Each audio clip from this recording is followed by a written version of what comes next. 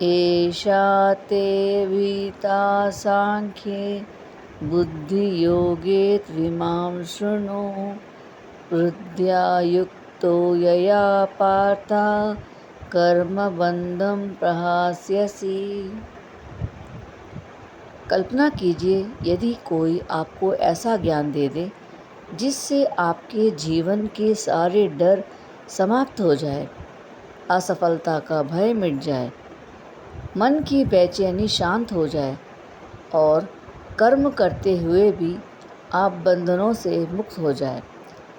क्या आप ऐसा ज्ञान पाना चाहोगे? कुरुक्षेत्र में अर्जुन भी इसी स्थिति में थे। वे भ्रमित थे, दुखी थे और अपने कर्तव्य से दूर भागना चाहते थे। अब तक भगवान श्री कृष्ण ने आत्मा का ज्ञान दे रहे थे, लेकिन अब गीता में एक नया अध्याय शुरू होता है। अब श्री कृष्ण केवल ज्ञान नहीं देंगे बल्कि ऐसा मार्ग बताएंगे जो हर गृहस्थ, विद्यार्थी, नौकरी करने वाला और साधारण मनुष्य के लिए उपयोगी है। यही है कर्मयोग का दिव्य मार्ग।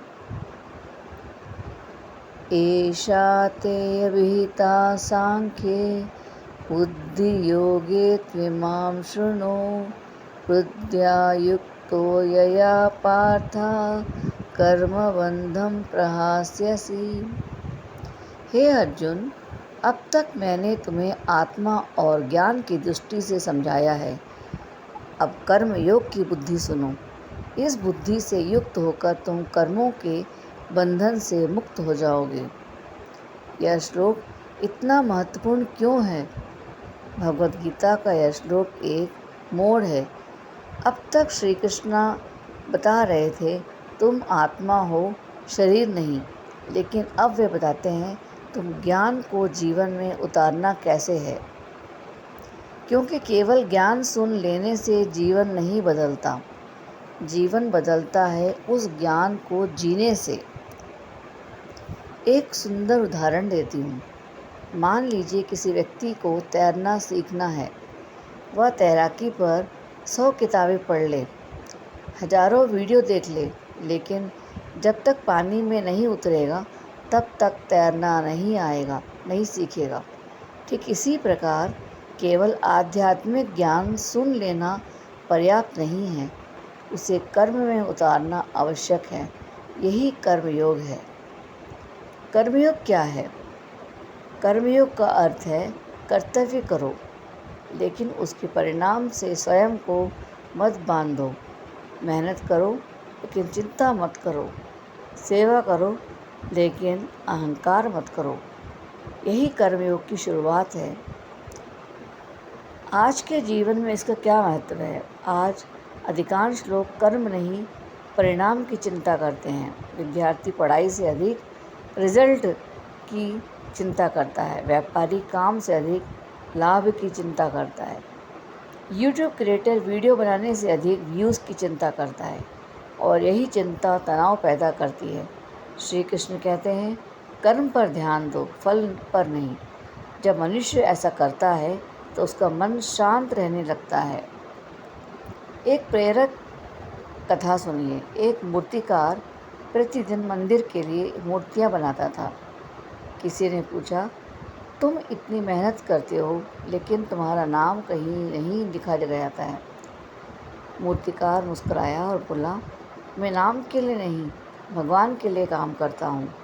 यही कर्मयोग है। जब कार्य पूजा बन जाए तो मनुष्य बंधन से मुक्त होने लगता है। दर्शकों के लिए विशेष संदेश क्या है? प्रिय मित्रों, क्या आपने कभी महसूस किया है कि हम काम से नहीं थकते, हम अपेक्षाओं से थकते हैं। हम जिम्मेदारियों से नहीं टूटते, हम परिणामों से, चिंता से टूटते हैं। यदि जीवन में शांति चाहिए तो कर्म छोड़ने की नहीं, कर्मयोग अपनाने की आवश्यकता है। गहरी सीख क्या है? श्री कृष्ण अर्जुन से कहते हैं जीवन में कर्म करना ही होगा। कोई भी व्यक्ति कर्म के बिना नहीं रह सकता, लेकिन यदि कर्म भगवान को समर्पित करके किया जाए तो वही कर्म बंधन नहीं, मुक्ति के साधन बन जाता है। यह गीता का अद्भुत रहस्य है। यह श्लोक 29 हमें सिखाता है कि केवल ज्ञान प्राप्त करना पर्याप्त नहीं है, ज्ञान को जीवन में उतारना आवश्यक है। जब हम बिना स्वार्थ, बिना अहंकार और बिना फल की चिंता किए बिना कर्म करते हैं, तब हमारा जीवन बदलने लगता है। तब कर्म बोझ नहीं लगता, तब कर्म ही साधना बन जाता है। यदि आपको श्री कृष्ण का यह दिव्य संदेश हृदय को छू गया हो तो वीडियो को लाइक करें, कमेंट में लिखिए, मैं कर्म करूँगा, फल भगवान पर छोड़ दूँगा। और यदि आप भी गीता के ज्ञान को उसके जीवन में उतारना चाहते हो तो हमारे चैनल उषा प्रभा लाइफस्टाइल को अवश्य सब्सक्राइब करें। अगले वीडियो में हम जानेंगे कर्म योग का एक छोटा सा प्रयास भी मनुष्य के जीवन में कैसे बदल सकता है। तब तक के लिए राधे राधे। जय श्री कृष्ण, जय श्री कृष्ण, जय श्री कृष्ण।